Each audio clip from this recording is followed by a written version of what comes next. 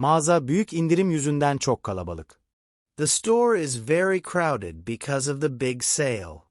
The store is very crowded because of the big sale. The store is very crowded because of the big sale. Bugün birçok üründe indirim var.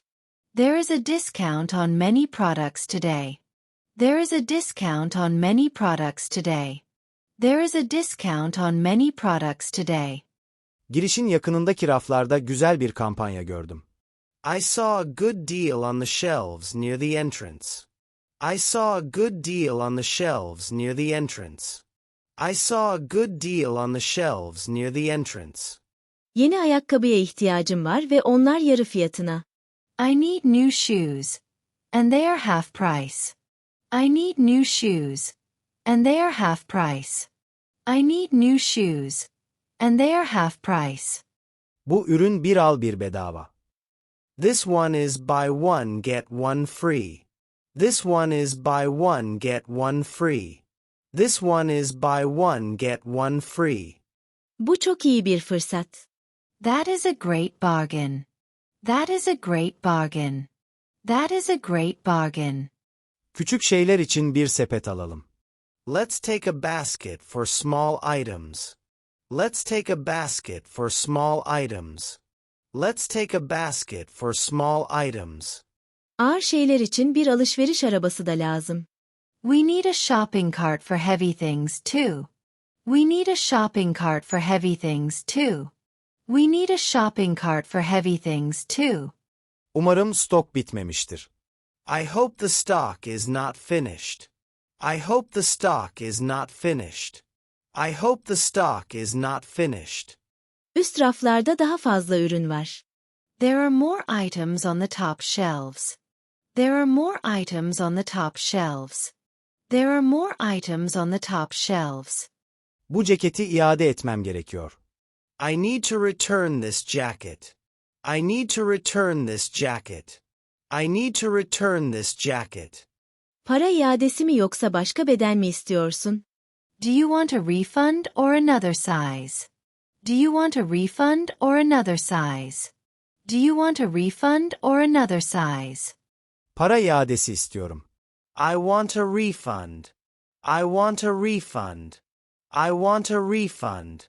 Sonra iade bölümüne gidebiliriz. We can go to the return desk later. We can go to the return desk later. We can go to the return desk later. Önce indirimli mutfak ürünlerine bakmak istiyorum. First, I want to look at the kitchen sale items. First, I want to look at the kitchen sale items. First, I want to look at the kitchen sale items. Tavalar indirimde. The pans are on sale. The pans are on sale. The pans are on sale. Uygun fiyata yeni bir tava lazım. I need a new pan at a low price. I need a new pan at a low price. I need a new pan at a low price. İyi kampanyalar bitmeden acele etmeliyiz. We should hurry before the good deal finish. We should hurry before the good deal finish. We should hurry before the good deal finish. İnsanlar her şeyi hızlıca alıyor. People are buying everything fast. People are buying everything fast. People are buying everything fast. Hadi gidelim ve ihtiyacımız olanları bulalım. Let's go and find what we need. Let's go and find what we need. Let's go and find what we need. The store is very crowded because of the big sale. There is a discount on many products today. I saw a good offer on the shelves near the entrance. I need new shoes, and they are half price. This one is buy one get one free. That is a great bargain. Let's take a basket for small items. We need a trolley for heavy things too. I hope the stock is not finished. There are more items on the top shelves.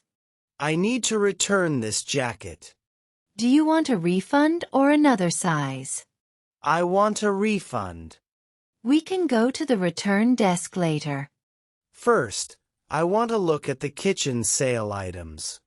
The pans have a big discount. I need a new pan at a low price. We should hurry before the good offers finish.